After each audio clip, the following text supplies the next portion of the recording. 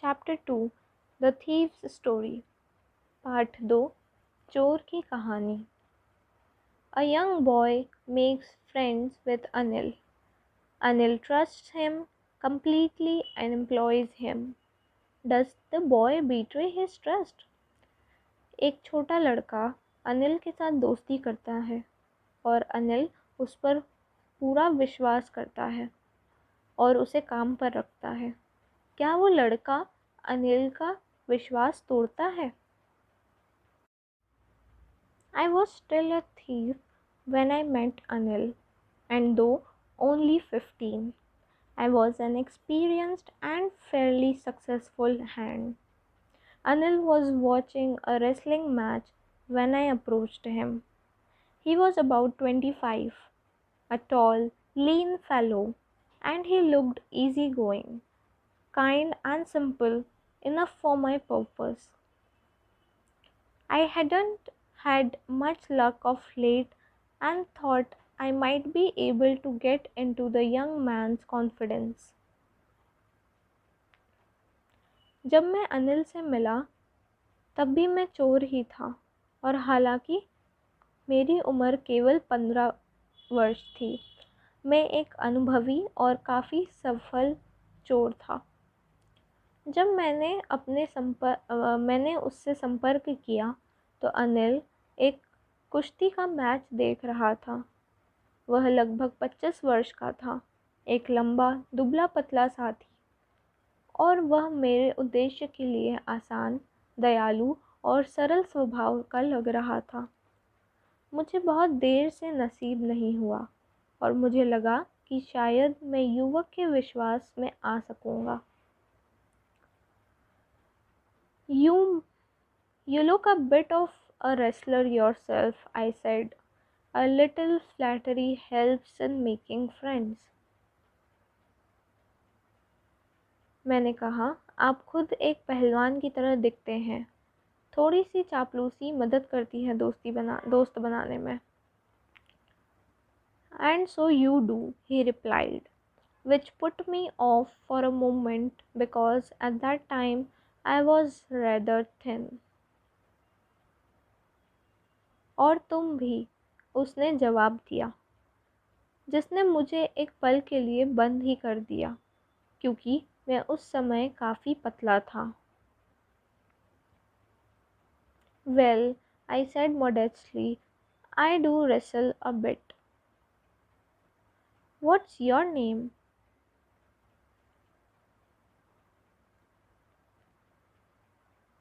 Well, मैंने विनम्रता से कहा, मैं थोड़ी कुश्ती करता हूँ। तुम्हारा नाम क्या है? उसने पूछा। Harry Singh, I lied. I took a new name every month that kept me ahead of the police and my former employers. After this introduction, Anil talked about the well-oiled wrestlers who were grunting, lifting, and throwing each other about. I didn't have much to say. Anil walked away. I followed casually. मैंने झूठ बोला, Harry Singh. मैंने हर महीने एक नाम बदला। इससे मुझे पुलिस और मेरे पूर्व नियोक्ताओं से दूर रखने में मदद मिली। इस परिचय के बाद अनिल ने तेल से सने पहलवानों के बारे में बात की जो एक दूसरे के बारे में घुरघराहट उठाकर फेंक रहे थे। मैंने नहीं किया, बहुत कुछ कहना था।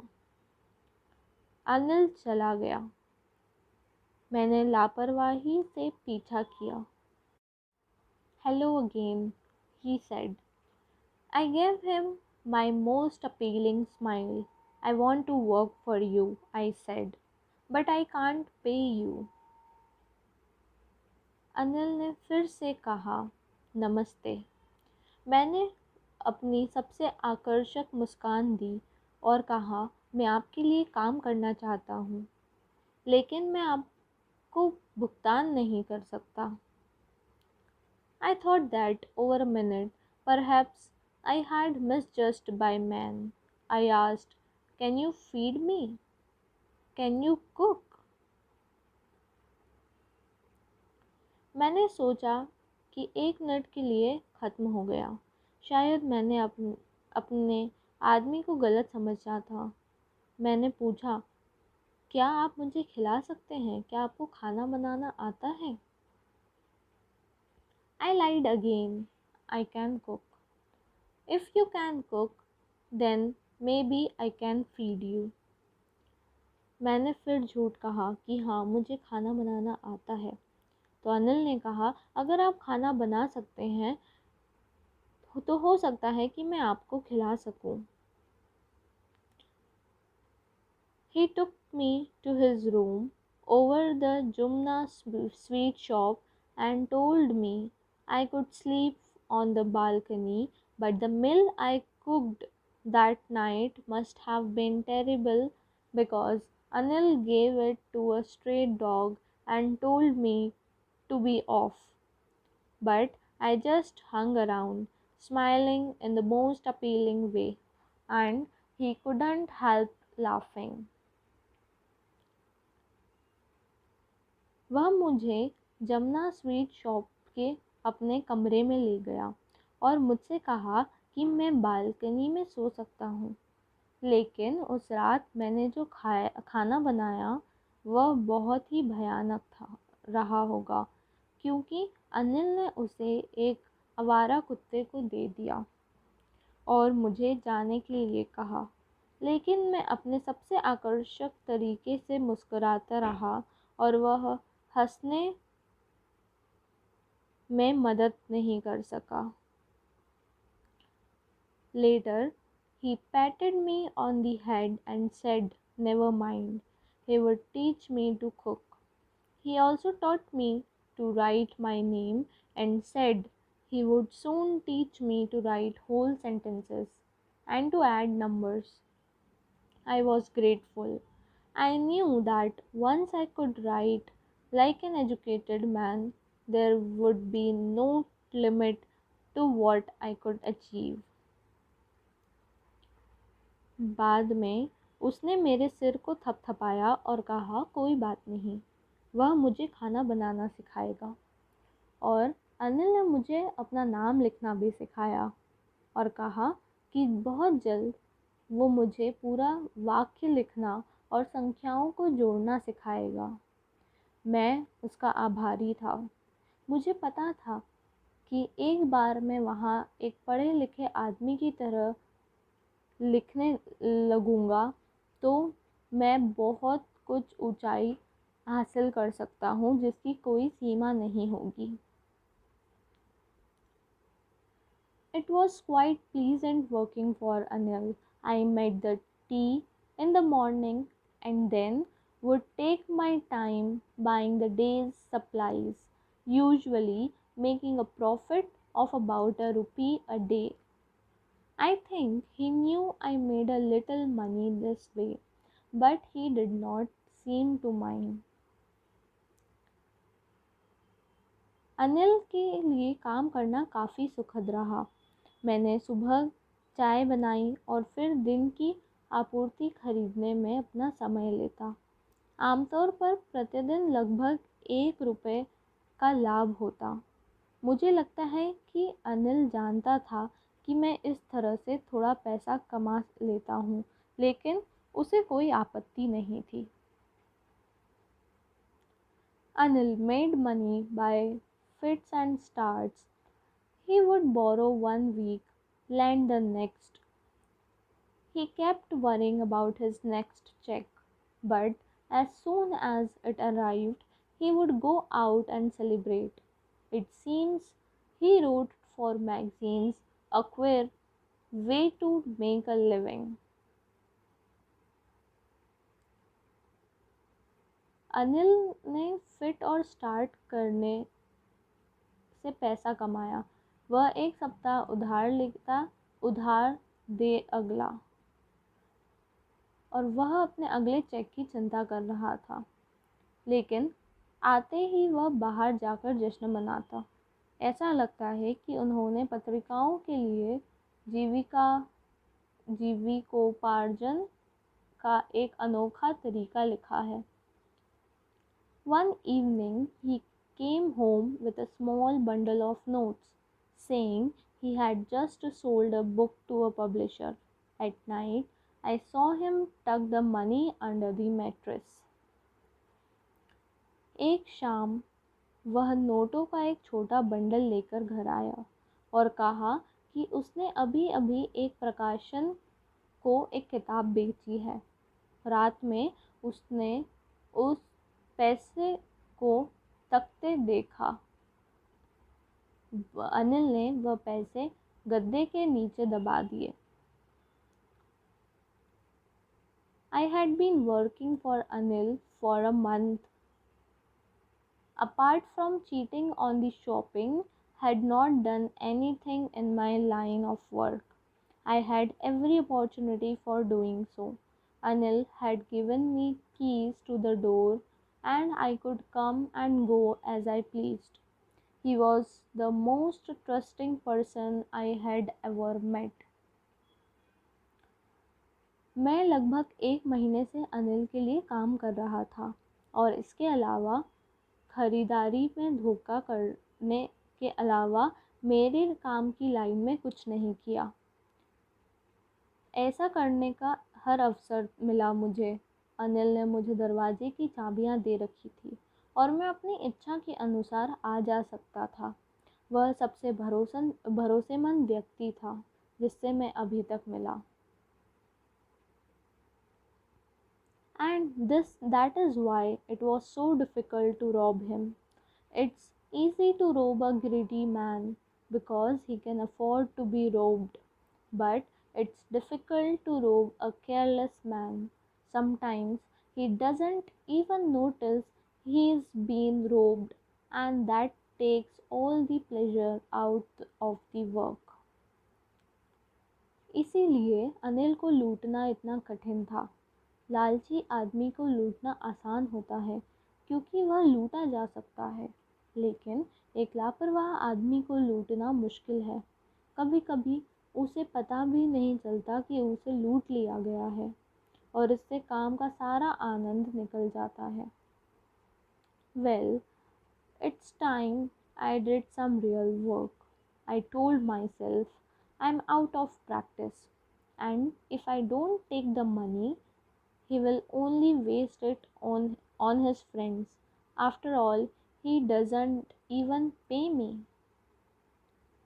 खैर, अब समय आ गया है कि मैं कुछ वास्तविक काम करूं। मैंने खुद को बताया कि मैं अभी अभ्यास से बाहर हूं और अगर मैं पैसे नहीं लेता तो वह अपने दोस्तों पर ही सारे पैसे बर्बाद कर देगा। आखिरकार वह मुझे भुगतान भी नहीं करता है। Anil was asleep. A beam of moonlight stepped over the balcony and fell on the bed. I sat up on the floor, considering the situation. If I took the money, I could catch the 10:30 express through Lucknow. Slipping out of the blanket, I crept up to the bed. Anil was sleeping peacefully. His face was clear and unlined. Even I had more marks on my face, though mine were mostly scars. Anil सो रहा था। चांदनी की एक किरण छज्जे पर चढ़ गई और बिस्तर पर गिर पड़ी। मैं स्थिति को देखते हुए फर्श पर बैठ गया। अगर मैंने पैसे लिए तो मैं लखनऊ के लिए 10:30 बजे वाली एक्सप्रेस पकड़ सकता था। कंबल से फिसलकर मैं बिस्तर पर चढ़ गया। अनिल चैन से सो रहा था। उसका चेहरा साफ और बेदाग था। मेरे चेहरे पर और बहुत सारे निशान थे, हालांकि मेरा चेहरा निशानों से भरा था। My hand slid under the mattress, searching for the notes. When I found them, I drew them out without a sound. Anil sighed in his sleep. and turned on his side towards me. I was startled and quickly crawled out of the room. मेरा हाथ नोटों की तलाश में गद्दे के नीचे फिसल गया। जब मैंने उन्हें पाया तो मैंने बिना किसी आवाज़ के उन्हें बाहर निकाला। अनिल ने अपनी नींद में एक आह भरी और मेरी तरफ मुंह कर दिया। मैं चौंक गया और जल्दी से कमरे से बाहर निकल गया। When I was on the road, I began to run. I had the notes at my waist, held there by the string of my pajamas. I slowed down to walk and counted the notes. 600 rupees in 50s. I could live like a oil-rich Arab for a week or two. जब मैं सड़क पर था मैं दौड़ने लगा। मेरी कमर में नोट बंधे थे। मेरे नोटों को मैंने मेरे पजामे की डोरी से बांधा हुआ था। मैं टहलने के लिए धीमा हुआ और नोट गिनने लगा। 600 रुपये अर्धशतक में। मैं 1 या 2 सप्ताह के लिए तेल समृद्ध अरब की तरह रह सकता था। When I reached the station, I did not stop at the ticket office. I had never bought a ticket in my life, but dashed straight to the platform. The Lucknow Express was just moving out. The train had still to pick up speed, and I should have been able to jump into one of the carriages. But I hesitated. For some reason I can't explain, and I lost the chance to get away. जब मैं station पहुंचा तो मैं ticket कार्यालय पर नहीं रुका। मैंने अपने जीवन में कभी टिकट नहीं खरीदा था, लेकिन सीधे प्लेटफॉर्म पर धाराशायी हो गया। लखनऊ एक्सप्रेस बस बाहर जा रही थी। ट्रेन को अभी भी गति पकड़नी थी और मुझे एक गाड़ी में कूदने में सक्षम होना चाहिए था, लेकिन मैं किसी कारण से झिझक रहा था कि मैं समझ नहीं सकता, और मैंने दूर जाने का मौका खो दिया। When the train had gone, I found myself standing alone on the deserted platform. I have no idea where to spend the night. जब ट्रेन जा चुकी थी मैंने खुद को अकेला खड़ा पाया। सुनसुना मंच था। मुझे समझ नहीं आ रहा था कि मैं रात कहाँ बिताऊं। I had no friends, believing that friends were more trouble than help, and I did not want to make anyone curious by staying at one of the small hotels near the station. मेरे पास दोस्त भी नहीं थे, यह मानते हुए कि दोस्त मदद से ज़्यादा परेशानी खड़ी करते हैं, और मैंने स्टेशन के पास के किसी छोटे होटल में रुककर किसी को जिज्ञासु बनाना नहीं चाहता था।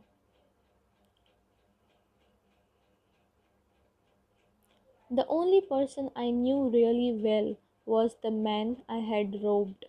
Leaving the station, I walked slowly through the bazaar. एकमात्र व्यक्ति जिसे मैं जानता था और जिस पर भरोसा करता था, वह वही था जिसे मैंने लूटा था। स्टेशन छोड़कर मैं धीरे धीरे बाजार से गुजरा। In short, in my short career as a thief, I had made a study of men's faces when they had lost their goods. The greedy man showed fear, the rich man showed anger, the poor man showed acceptance. But I knew that Anil's face, when he discovered the theft, would show only a touch of sadness, not for the loss of money, but for the loss of trust. मैंने चोर के रूप में अपने छोटे से career में लोगों के चेहरे को पढ़ना सीखा। लोभी के चेहरे पर भय भय दिखता था। अमीर आदमी गुस्सा दिखाता था। गरीब आदमी के चेहरे पर स्वीकृति दिखाई देती थी। लेकिन मुझे पता था, जब अनिल को चोरी का पता चलेगा तो उसके चेहरे पर सिर्फ एक झलक दिखाई देगी, वो भी उदासी की। पैसों के नुकसान के लिए नहीं, बल्कि भरोसे के नुकसान के लिए। I found myself in the Maidan and sat down on a bench. The night was chilly. It was early November, and a light drizzle added to my discomfort. Soon it was raining quite heavily. My shirt and pajamas stuck to my skin, and a cold wind blew the rain across my face. मैंने खुद को मैदान में पाया और एक bench पर बैठ गया। रात ठंडी थी। नवंबर का महीना था और एक हल्की बूंदाबांदी ने मेरी बेचैनी को और बढ़ा दिया। जल्दी ही काफ़ी तेज़ बारिश होने लगी। मेरी कमीज़ और पैजामा मेरी त्वचा से चिपक गए और एक ठंडी हवा ने बारिश को मेरे चेहरे पर उड़ा दिया। I went back to the bazaar and sat down in the shelter of the clock tower. The clock tower showed midnight. I felt for the notes. They were damp from the rain. मैं वापस बाजार गया और घंटाघर की छत्र छाया में बैठ गया। घड़ी आधी रात का समय बता रही थी। मैंने नोट के लिए महसूस किया। सारे नोट बारिश से भीग गए थे। Anil's money in the morning, he would probably have been me 2 or 3 rupees to go to the cinema, but now I had it all. I couldn't cook his meals, run to the bazaar, or learn to write whole sentences anymore. Anil के पैसे। सुबह वो शायद खुद मुझे cinema देखने के लिए 2-3 रुपए दे देता, लेकिन अब मेरे पास सब कुछ है। मैं उसका खाना नहीं बना सका। बाजार दौड़ने या फिर पूरे वाक्य लिखना सीखना अब शायद मेरे भाग्य में नहीं। I had forgotten about them in the excitement of the theft. Whole sentences I knew could one bring me more than a few hundred rupees. It was a simple matter to steal, and sometimes just as simple to be caught. But to be a really big man, a clever and respected man, was something else. I should go back to Anil, I told myself, if only to learn to read and write. चोरी के उत्साह में उनके बारे में भूल ही गया था। पूरे वाक्य सीखना। मुझे पता था एक दिन मुझे कुछ 100 रुपयों से ज़्यादा ला सकता है। चोरी करना एक साधारण बात थी और कभी कभी पकड़ा जाना भी उतना ही सरल था। लेकिन वास्तव में एक बड़ा आदमी बनने के लिए एक चतुर और सम्मानित व्यक्ति होना ज़रूरी है। कुछ और था। मुझे अनिल के पास वापस जाना चाहिए। मैंने खुद से कहा, अगर केवल पढ़ना और लिखना सीखना है तो। I hurried back to the room, feeling very nervous, for it is much easier to steal something than to return it undetected. I opened the door quietly, then stood in the doorway. In clouded moonlight, Anil was still asleep. I crept to the head of the bed, and my hand came up with the notes. I felt his breath on my hand. I remained still for a minute. Then my hand found the edge of the mattress and slipped under it with the notes. मैं बहुत घबराए हुए कमरे में वापस आ गया, क्योंकि किसी चीज़ की चोरी करना कहीं अधिक आसान है इससे बिना पता लगाए वापस करना। मैंने चुपचाप दरवाज़ा खोला, फिर दरवाज़े पर खड़ी चांदनी में खड़ा हो गया। अनिल सो रहा था। मैं रेंगते हुए बिस्तर के सिरहाने लगा और मेरा हाथ नोटों के साथ आ गया। मैंने उसकी सांस को अपने हाथ पर महसूस किया। मैं 1 मिनट तक स्थिर रहा। तभी मेरे हाथों को गद्दे का किनारा मिला और नोटों के साथ उसके नीचे फिसल गया। I woke late next morning to find that Anil had already made the tea. He stretched out his hand towards me. There was a 50-rupee note between his fingers. My heart sank. I thought I had been discovered. I made some money yesterday, he explained. Now you will be paid regularly. मैं अगली सुबह देर से उठा तो पाया कि अनिल पहले ही चाय बना चुका था। उसने अपना हाथ मेरी ओर बढ़ाया। उसकी उंगलियों के बीच 50 रुपए का नोट दबा हुआ था। मेरा दिल डूब गया।